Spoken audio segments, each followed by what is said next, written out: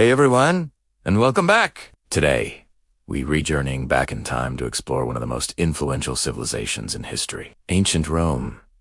From a small city-state on the Italian peninsula to a colossal empire that shaped the Western world, the story of Rome is one of ambition, innovation, and enduring legacy. So, grab your virtual toga, and let's dive in. Our story begins around the 8th century BC with the legendary founding of Rome by Romulus and Remus. While the tale of twins suckled by a she-wolf is likely a myth, the reality is just as fascinating. Rome started as a monarchy, ruled by kings, but the Romans grew tired of absolute power. In 509 BC, they threw out their last king and established a republic. This was a game changer.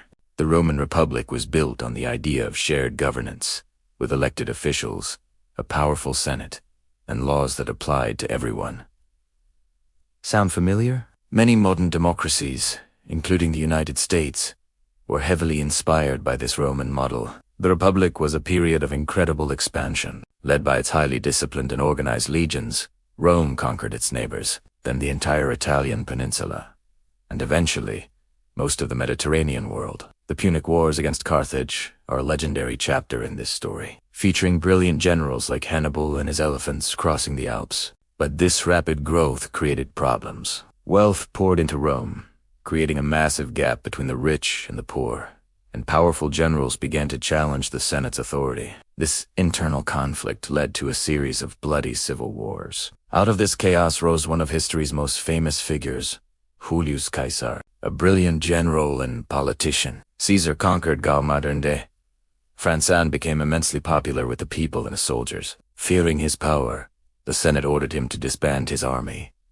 His response: he crossed the Rubicon River with his legions, an act of open rebellion, and marched on Rome.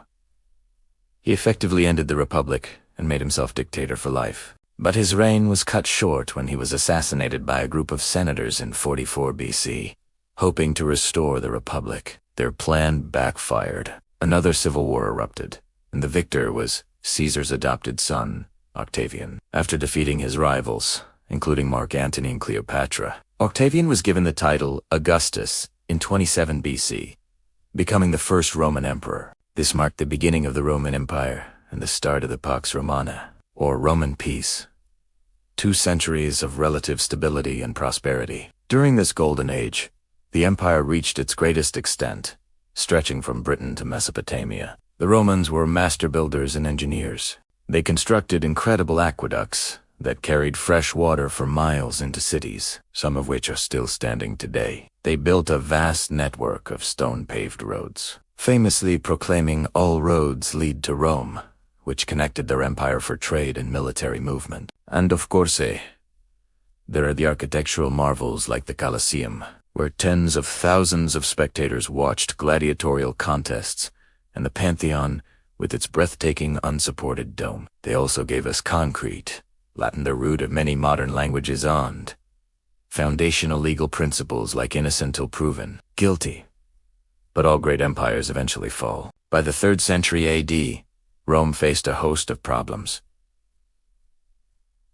Political instability, economic crises, constant barbarian invasions on its borders, and a plague that decimated the population. The empire grew too large to govern effectively, and in 285 AD, Emperor Diocletian split it into 2 halves, the Western and Eastern empires, to make it more manageable.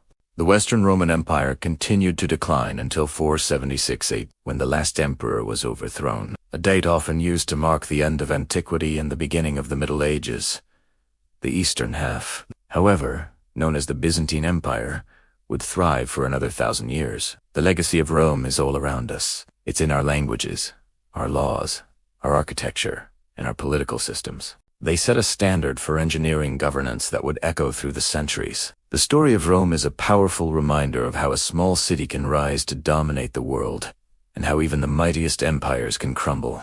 Thanks for joining me on this incredible journey through Roman history. What's your favorite part of Roman civilization? Let me know in the comments below. Don't forget to like, subscribe, and hit that bell icon so you don't miss our next adventure into the past. See you next time.